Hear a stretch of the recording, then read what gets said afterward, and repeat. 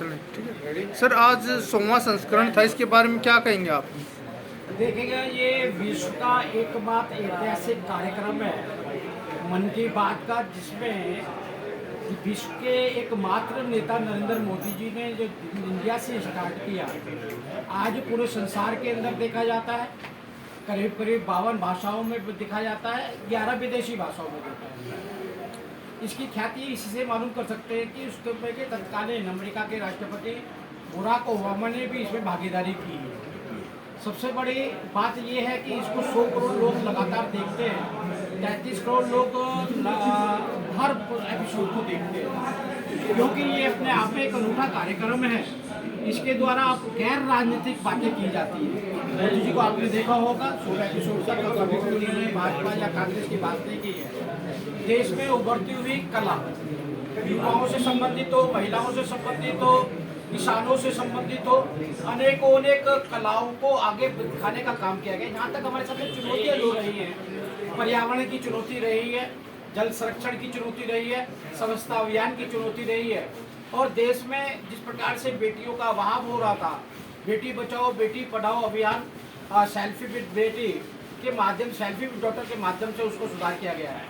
अनेक चुनौतियां हमारे सामने आई हैं, जैसे माँ बहन की बेटियों की गालियाँ देने के में नाम यूज करते हैं, इसको भी मोदी जी छोटी छोटी चीज़ों को कहीं पे इसको अंकित करने का काम किया है। और सबसे बड़ी बात है, जब मोदी जी इंटरेक्शन में उतरते हैं, बात करते हैं, एक अपना तत्व दिखाई देता है, देश का नेतृत्व दिखाई देता है, राष्ट्रीय भक्ति की जो बातें करते हैं। आज देश के अंदर 60% लोग देश की राष्ट्रीय भक्ति की भावनाओं के साथ में जुड़े हुए हैं। और जो हमारे सामने सैनिकों ने अपना एक कीर्तिमान स्थापित किया है, युवाओं ने कीर्तिमान स्थापित किया है, ऑर्गेनिक खेती को किस प्रकार से आगे बढ़ाया जा सकता है, ये सब के साथ साथ जो हमारी भाषाएं हैं देश की, उन भाषाओं का लोकगीत है हमारे, हर 20 किलोमीटर में भाषाएं बदलती हैं। ऐसी 50 जो लोकल भाषा है उनके अंदर भी इसको दिखाया जाता है। आज आप मान के चलेंगे, इस आज़ाद भारत में जब हमें भारत मिला था, भी 18,000 गाँवों में बिजली नहीं थी। वहाँ पर किस प्रकार से देश से कनेक्टिविटी बने, आकाशवाणी रेडियो ट्रांजिस्टर लुप्त हो रहा था। उस समय देश के प्रधानमंत्री ने उन लोगों के साथ में जुड़ने का काम किया जो कभी भी देश की मुख्य धारा से नहीं जुड़े थे, लेकिन रेडियो द्वारा, ट्रांजिस्टर द्वारा, जहाँ पे इंटरनेट नहीं पहुँचा, वहाँ के द्वारा वहाँ की प्रतिभाओं को निकालना, उनकी परेशानियों को निकालना, और खासकर मैं समझता हूँ मन की बात के माध्यम से कोरोना काल में ये चुनौतियाँ हमारे सामने थी, उसमें लड़ने का बहुत बड़ा काम मोदी जी ने किया है। आप देखेंगे उस समय के अंदर ऑक्सीजन की जिस त्राही मच रही थी, उस समय किस प्रकार से एक ट्रक ड्राइवर 18 घंटे लगातार ट्रक को चलाकर लेकर ऑक्सीजन लेकर आया था, एक पायलट लेकर आया था। उस दौरान में डॉक्टरों ने अपने परिवार और घर को नहीं समझा, सफाई कर्मचारियों ने, पुलिस ने, डाकखानों, सभी लोगों ने अपनी जान की परवाह किए हुए कोरोना काल को बचाने का काम किया। जिस समय देश को भ्रमित करने के लिए, वैक्सीन के लिए लोग अनेक बातें चला रहे थे, लेकिन अपने साइंटिस्टों पर गर्व था हमें।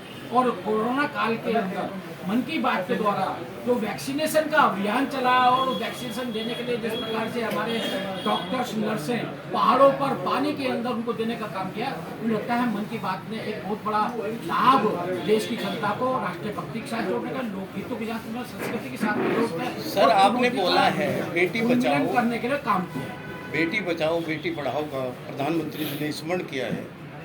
तो जंतर मंतर पर कई दिनों से कुछ बेटियां बैठी हुई, उनके बारे में क्या कहना है? देखा, जो जंतर मंतर में बैठी हैं उसके बारे में कमेटी बन चुकी है, उसकी रिपोर्ट आनी है, सुप्रीम कोर्ट उसका संज्ञान ले रहा है। सुप्रीम कोर्ट जो निर्णय करेगा वो मान्य होगा, पुलिस इंक्वायरी करेगी वो मान्य होगा, लेकिन वहाँ पर बैठ के कोई क्या अब इसको सजा देनी चाहिए, अब इसको जेल में डालना चाहिए, अब इसको गिरफ्तार करना चाहिए, ये कानून नहीं कहता जी, ये संविधान नहीं कहता जी। आपको मिल गया, आप जो बात करेंगे वो मालूम पड़ेगा, न्याय होगा। ऐसे कोई एक खड़ा या एक परिवार बैठकर किसी के बारे में कुछ भी कहने लगे, मेरे ख्याल जो कमेटी में नहीं है उसमें भी बेटियां हैं, उसमें भी पीटी उषा है, एक खिलाड़ी पहलवान हरियाणा की भी है, उसमें भी बेटियां हैं। उनके निर्णय को भी आप लोगों को मानना चाहिए। आप चिंता नहीं करें। आदरणीय नरेंद्र मोदी जी सब बेटियों के प्रति अच्छा न्याय करें। बिल्कुल सर, आपने ठीक कहा, लेकिन सर जो उनका कहना है जंतर मंतर पे जो बैठे हैं कि जैसे और पार्टियां हैं या खाप हैं वो लोग जा रहे हैं, एक बार जो बात आपने यहाँ भी कही, यदि आपका कोई लीडर वहाँ पे भी जाके उनको समझा दे तो ये भी अच्छी बात होगी। इस बारे में क्या कहेंगे आप? आप देख रहे हैं वहाँ पे एक राजनीतिक तौर पर एक राजनीति वहाँ पर हो रही है।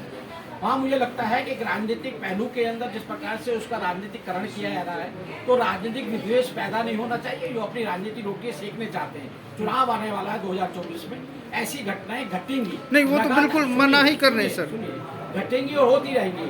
2 महीने हो गए, कमेटी की रिपोर्ट आ गई है, रिपोर्ट पे विश्वास करना चाहिए और न्यायपालिका अपना काम करेगी। समझाए उसको जाए ना, वो समझने के लिए तैयार हो। जब सब बातें हो रही हैं, सब बात भी कर रहे हैं और उनको निश्चिंत रहना चाहिए। लेकिन अगर कोई एक परिवार बैठकर किसी का भी चरित्र लक्षण करेगा तो मुझे लगता है कि उस बेचारे को अपना जीवन बिताना भारी हो जाएगा। और जिस बेटी के बारे में मैंने भी पढ़ रहा हूँ लगातार, उसने कहा कि बलात्कार हुआ।